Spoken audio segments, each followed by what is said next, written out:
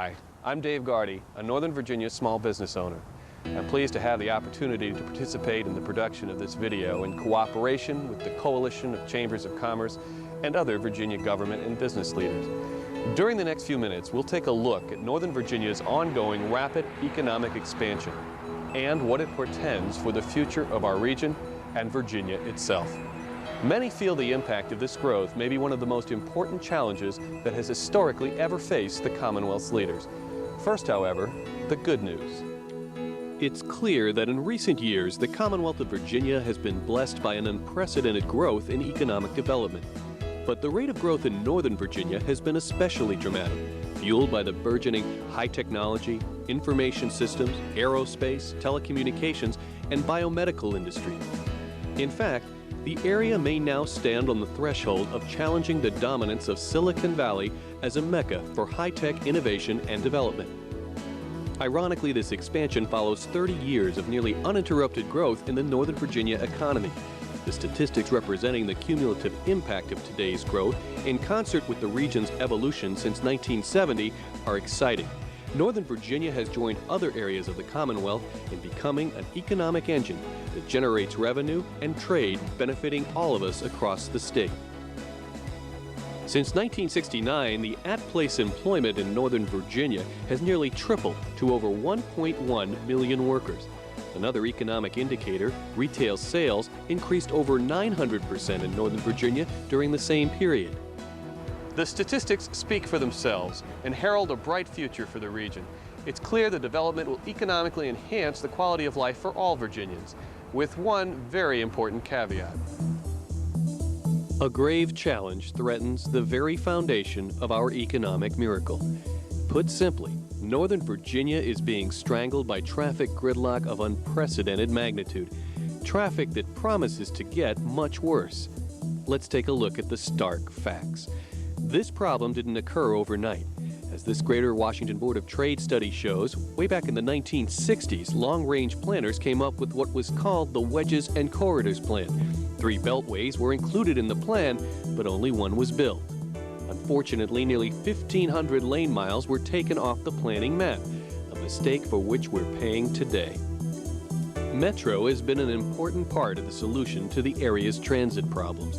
In fact, the region ranks 3rd nationally in the use of public transit behind New York and Chicago.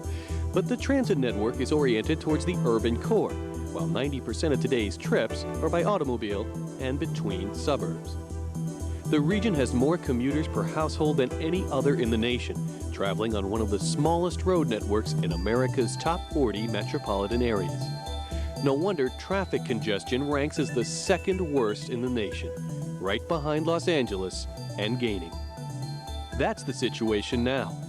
Pretty bad, but positively rosy when compared to what's projected for the year 2020, a little more than 20 years from now. Picture this: 43% increases in population and jobs, a 60% increase in trips, and an 80% increase in miles traveled. This picture is made all the more alarming when this increased traffic is envisioned on a road network that is projected to increase by a mere 20% in the constrained long-range plan. That's right, 80% more traffic than today on only 20% more roads.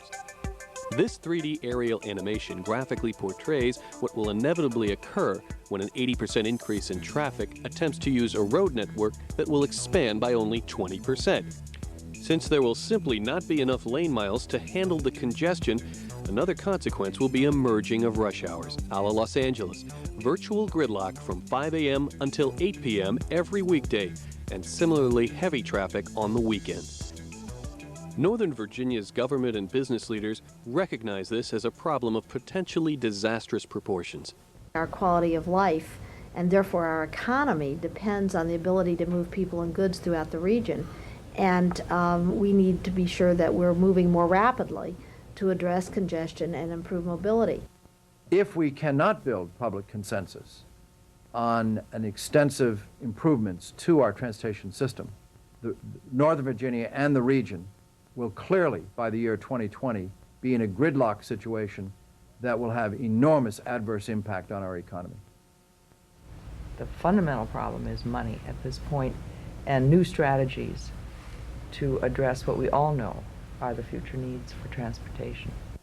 We as employers want to attract and retain highly qualified people, and their ability to get to and from work is extraordinarily important, not only to them, but to us as employers, because if we can't retain them and they go elsewhere, then this whole industry will have a tendency to gravitate to other locations. So I think it's kind of critical. It's a sad thing that if we train these people and then they have to deal with the traffic that's here, that they will relocate. And we will have made the investment for nothing. The important thing about those jobs in the high-tech industry is that is really the prosperity generating part of the economy. That's the part of the economy that brings in the new dollars. The nature of the businesses in Northern Virginia today, the high-tech industries, they don't have to locate here. They can locate in North Carolina, they could locate in Maine, they can locate, in fact, in Ireland, and accomplish much of the work that they need to do. We here in the Northern Virginia area employ pretty close to 3,000 people. I'm sure if you've asked any other business leader here in Northern Virginia, transportation goes right up on top of the list along with a qualified workforce as one of the most vital things that we have to consider. If we can't do it here, I'm sure we can go to Bismarck, North Dakota.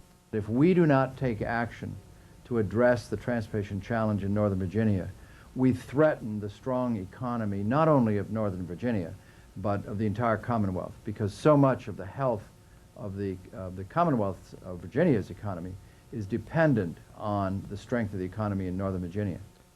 There will be many who will say that we cannot afford the cost of solving this problem. In reality, just the opposite is true. We cannot afford the cost of not solving this problem. Former Virginia Transportation Secretary John Milliken comments. By now, you've heard all the statistics and seen the charts, but you know the facts firsthand. You're out there every day going about your business, trying to get around in Northern Virginia. And the problem is getting worse, and will continue to get worse until we join forces to do something about it.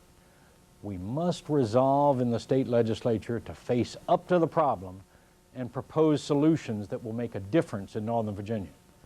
And we in the business community need to stand behind those legislators who are willing to address the issue. The time to do it is now.